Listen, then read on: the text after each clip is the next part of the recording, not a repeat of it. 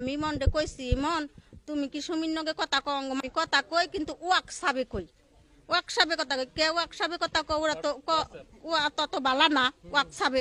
আমি কি চাই মানে মরে চাই, আমি পৃথিবীর কিচ্ছু চাই না, টাকা পয়সা কিচ্ছু চাই না। হ্যাঁ সব হয়েছে, এমন কোনো কাজ নাই যে হয় নাই, সব হয়েছে।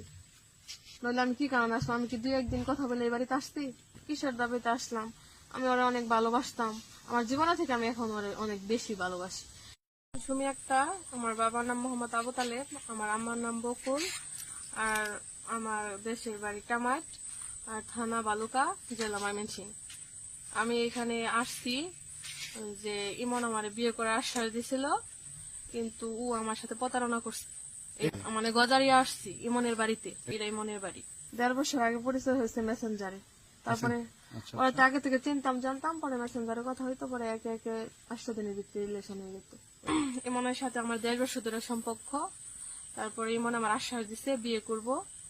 7 দিন আগে আমার সিস্ট নিয়ে গেছে, নিয়ে যে আমার রক্তের গ্রুপ সব টেস্ট করে আনছে।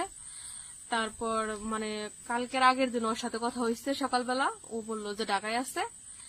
তারপরে বললো যে আমি কিছুদিন কথা বলতে পারবো না, কিন্তু 5 দিন আগে ওরা বাড়ির থেকে ওর আম্মু ওরা আফু জানতে পারছে যে আমার সাথে কথা বলে।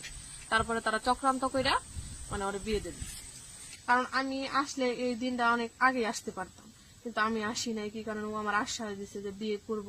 যে মানুষ কি চায় যে পারতে মানে একটা মেয়ের এরকম কথাবার্তা মানুষ শুনুক? এই যে আমি আসছি এখানে, কিন্তু আমার কেউ ভালো বলতেছে না, আমি তো বুঝতেই পারতেছি। তারপর ও আমি অনেক রাগারাগি দেখাইছি, ব্লগ দিছে। তারপর আমি বলছি যে তুমি এমন করে আমার ব্লগ দিলে, নানান কথাবার্তা কইছি। আমার বাড়ি থেকে অনেক চাপ দিচ্ছে, তোমার চাপ নিতে পারছি না, এই কারণে দিছি। তারপর আমি কেন কিছু বলি নাই। কালকে আমি 11টা 9 ওর বোনের ফোন দিছি, পরে বলতেছে যে ওর আর বিয়ে শাদী করাবো না, কিছু করাবো না। এলো আমি পরে কইছি আপু একটু বুঝা দেখেন, আমি কিন্তু ওরা আমি অনেক ভালোবাসি। তারপরে আপু বলতেছে এগুলো আবেগ, এগুলো ভালোবাসা না, এগুলো আবেগ। তারপরে আমি আর তার কিছু বলি নাই।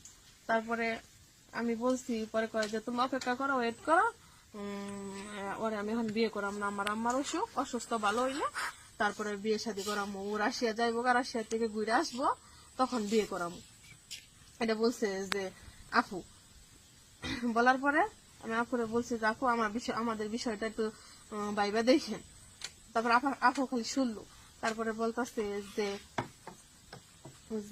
পরে বলতেছে যে আমাকে তাহলে আমার 1 মিনিট ইমনের সাথে কথা বলার না।